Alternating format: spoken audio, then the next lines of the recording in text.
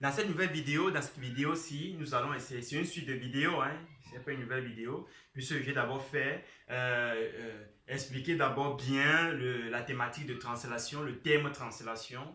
Et dans une vidéo plus haut, on a essayé de construire l'image d'un point par rapport à par rapport à une translation. Ici, maintenant, dans ce cas-ci, dans cette vidéo, nous allons essayer de construire l'image de toute une figure.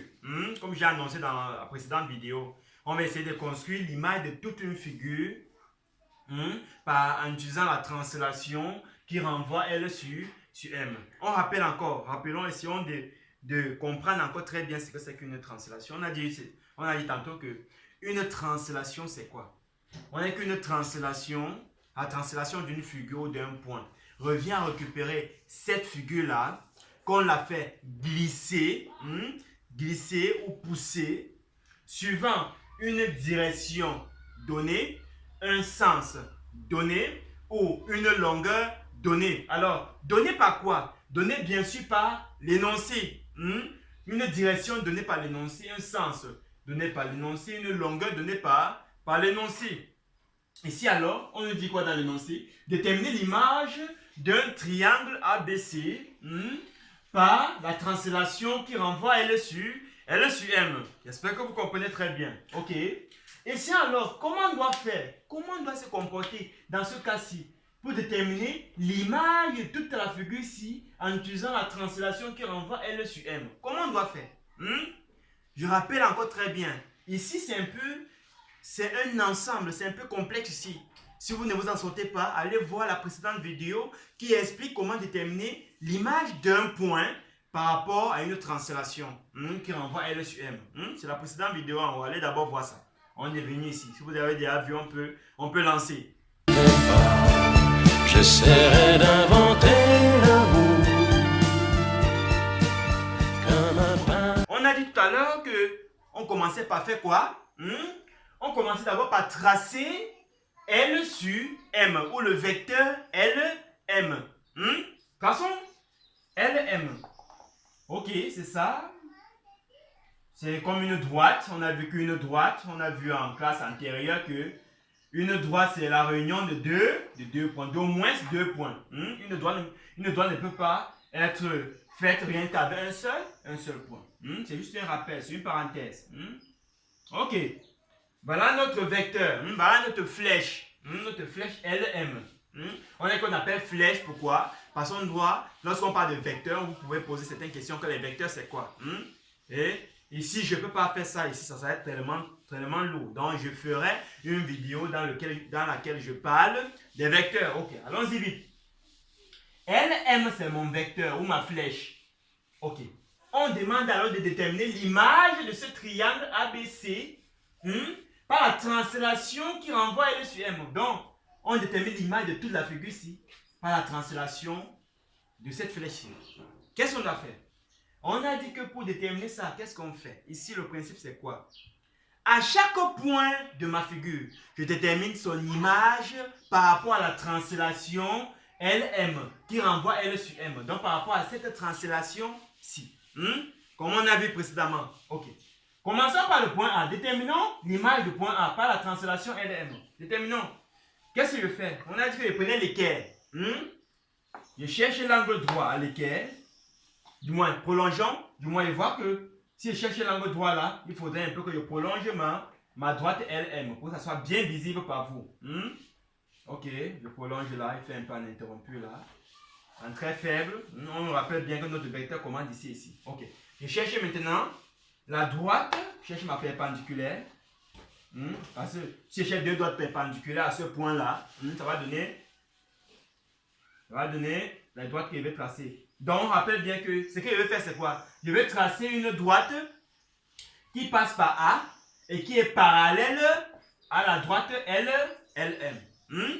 Je cherche une droite qui va passer par A et qui serait parallèle à LM.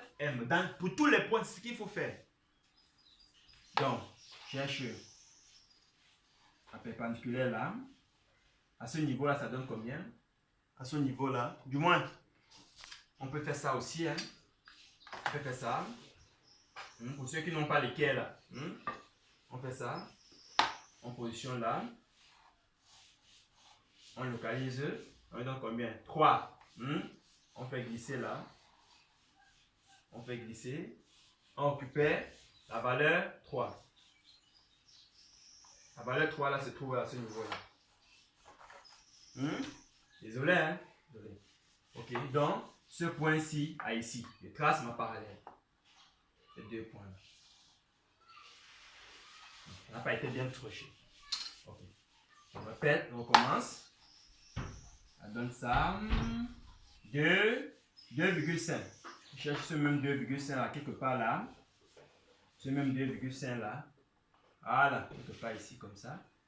Je peux même venir encore ici en bas pour être bien sûr que ma droite là soit vraiment parallèle. Je cherche 2,5 là. Ok, je réunis les deux, tous les points là. Ça va me donner ma droite qui serait parallèle. Je réunis tous les points là. C'est ça. Ok, super. Ok. Vous voyez, on sent bien que la droite-ci est bien parallèle à celle-ci. Ok, qu'est-ce qu'on fait maintenant? J'ai déterminé la droite qui passe par A et qui est parallèle à LM. Qu'est-ce que je fais maintenant? Maintenant, la direction, ça serait descendant. Le sens, même sens que ceci. La flèche va aller vers le bas. Maintenant, je mesure, je cherche la longueur. On a dit qu'on prenait son compas, le bout du compas pointu et le bout où il y a le crayon. Le bout qui est pointu, on le met sur le point L. Le bout du crayon, on met sur le point M. Ceci, c'est pourquoi pour mesurer cette distance-ci. On garde la même distance qu'on a mesurée. On vient, on repose le bout pointu sur A et le bout où il y a le crayon, on cherche la distance là. Ok. Comme je n'ai pas le compas, je cherche cette mesure-là. Ici, ça fait combien? Ça donne 7. Ok, je mesure là. Ça donne 7. Je cherche la distance là. Ok. À ce point-là, je mets ma flèche. Ok, ça donne alors. Ici, alors, je peux écrire ça A'. Je peux noter ça A'. Donc, vous voyez très bien que A' est l'image de A par la translation du vecteur LM. Pour tous ces points-là, on se comporte de la même façon. Alors, allons-y, très rapidement. Je cherche la droite qui passe par L, par B, et qui serait parallèle à LM. Allons-y très vite. Avec l'équerre, on mesure la distance là. Ça me donne 4,5. Je coulisse. Je cherche encore le 4,5 là, quelque part là. Ça tombe ici. Pour être encore plus sûr, je coulisse là. Je cherche alors 4,5 pour être sûr que ça doit être parallèle. 4,5. Désolé, ici. Ok. Je réunis tous ces points là. Ça va me donner dans ma droite parallèle. Je réunis ces points là. Quelque chose comme ça. Oui, ça passe par B. Voilà, vous voyez très bien. Au point B, j'ai cherché une droite qui passe par B et qui serait parallèle à LM. Très facilement. Ok. J'ai cherché la droite. Qu'est-ce qu'on fait maintenant? On cherche la distance. Cette distance-ci, on récupère comme position là-bas. La distance, c'était combien? C'est combien? Ça donne 11. De 5 à 11. 5 à 11. 5 à 11. Désolé. 5 à 11. Très bien. On tombe ici. En position là. Ici, on note quoi? On a donné notre point ici. A'. Notamment, appelons là A'. Appelons ceci B'. A', B'. Maintenant, en trouvant le dernier point, l'image de C. Qu'est-ce qu'on fait? Au point C, on cherche une droite toujours qui sera parallèle à notre vecteur, à notre flèche L, M, et qui serait dans une droite qui doit passer par C et qui serait parallèle à cette flèche-ci. Allons-y. L'équerre toujours, c'est toujours avec l'équerre qu'on travaille. Avec l'équerre, j'ai fait de telle sorte que ça soit perpendiculaire là, de telle sorte que ça forme un angle droit. Je coulisse là, je cherche la distance. Vous, avec l'équerre, vous tracez tout simplement, ça donne 8. 8. Je peux coulisser encore jusqu'en bas là, je cherche le même 8 là. 8. C'est là. 8 là. Au milieu encore. Pour être sûr, je cherche tous ces au moins 3 points là pour être bien sûr. 8 encore. Ok. Je trace maintenant ma droite là. Vous allez voir qu'en réunissant tous ces points-là, ils seront parallèles. Ok, c'est ça. Super. Ok. Vous voyez, regardez comme c'est joli les amis. C'est beau à voir. Ok, qu'est-ce qu'on fait? Maintenant, ce qu'il reste à faire, c'est de chercher la longueur, de récupérer cette longueur-ci et chercher ça en haut là. Ok. On a vu ici, ça faisait combien? On a vu, ça faisait de 1 à 7. De 1 à 7. J'espère bien c'est ça. Parce qu'il ne faut pas se tromper des mesures. 1 à 7. On cherche ce point-là ici en haut. 1 à 7. Très bien. 1 à 7. Ok, super. 1 à 7. C'est ça ici. On met C'. C' est l'image de C par la translation de la flèche ou du vecteur LM. Qu'est-ce qu'on reste à faire? Comme le triangle est nommé ABC, l'image de ce triangle sera nommée A', B' et C'. Puis on réunit tous ces points-là, ça va donner notre image. L'image de notre figure.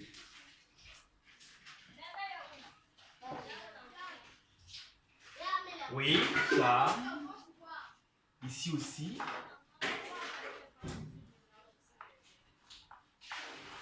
Très bien. Et ici, finalement. Ok. Les amis, regardez. Un triangle rectangle. L'image du triangle rectangle. Vous voyez comment c'est beau. Vous voyez comment c'est beau. Vous voyez, on utilise rien que l'explication initiale de la translation pour produire une image encore tellement plus belle. Vous voyez, c'est ça. Ça, c'est la translation. On utilise le principe même de la translation et on reproduit les images. L'image d'un point d'abord, après l'image d'une figure. Vous voyez que, comprenant bien cette thématique-ci, on vous donne n'importe quelle figure. Chercher son image sera très facile, sera une chose facile pour tout le monde. Donc, pour un petit exercice que je vous laisse, par exemple, déterminez-moi l'image d'un carré. L'image d'un carré par la translation d'un vecteur, toujours du vecteur LM, comme devoir. Et vous m'envoyez ça en commentaire si ça a été difficile chez vous. Et si vous êtes en sortie, vraiment, dites-moi toujours en commentaire, ça sera un plaisir pour moi de savoir que ce que j'ai fait, vraiment, vous êtes en sortie et que vous avez réussi à travailler comme moi. Ok? Ok. Nous sommes à la fin de cette vidéo. Ok? Le cadeau que j'ai prévu au début de partager avec vous, c'est, comment dire, c'est une technique tout simplement pour rendre le tableau noir. Si généralement vous avez déjà eu à utiliser votre tableau des années et que vous voyez que ce n'est plus noir comme au début, comme au moment de l'achat, tout simplement utilisez du charbon, écrasez du charbon, mélangez-le avec la feuille de patate, écrasez et mélangez, ajoutez un peu de l'eau et essayez d'embaumer sur le tableau. Regardez mon tableau, il est joli. Je l'ai fait aujourd'hui avant de commencer cette vidéo avec vous. Je le répète bien. Écrasez du charbon, mélangez-le avec la feuille, de la patate que vous écrasez jusqu'à ce que ça soit en poudre et mouillez-le un peu avec de l'eau puisque la feuille de tarot a déjà un liquide là à l'intérieur. Mélangez-le avec un peu d'eau et mettez-le sur votre tableau en appuyant. Vous voyez, regardez comme le tableau est joli. Ici, là, ça va me faire encore quelques 3 à 4 mois que je refais l'astuce. C'était une astuce pour vous. Juste pour certains là qui ont déjà le tableau un peu déjà. Vous voyez, ça ressemble un peu neuf. Comme je venais de l'acheter. Ok. Nous sommes arrivés à la fin de cette vidéo. Essayez, vous ne perdez rien. Il faut essayer. Vous ne perdez rien. Si c'est important, laissez-moi en commentaire, ça a été important. Ok. Nous sommes arrivés à la fin de notre vidéo. Et merci bien d'avoir écouté cette vidéo et j'espère bien que cette vidéo va vraiment vous intéresser. J'espère bien que cette vidéo a été intéressante et que ça va vraiment vous aider dans les exercices sur les opérations de translation, la construction d'un point, la construction des figures qu'on va donner, soit à l'examen, soit sur les épreuves de composition. Les amis, laissez-moi en commentaire, ça a été intéressant. Si vous voulez qu'on fasse certaines vidéos dans certains thèmes, laissez-moi aussi en commentaire. Allez, Restez connectés et abonnez-vous. Et n'oubliez pas de partager la vidéo. Ça a été intéressant. Alors, retrouvons-nous plus tard pour une autre vidéo. Alors les amis, restez connectés.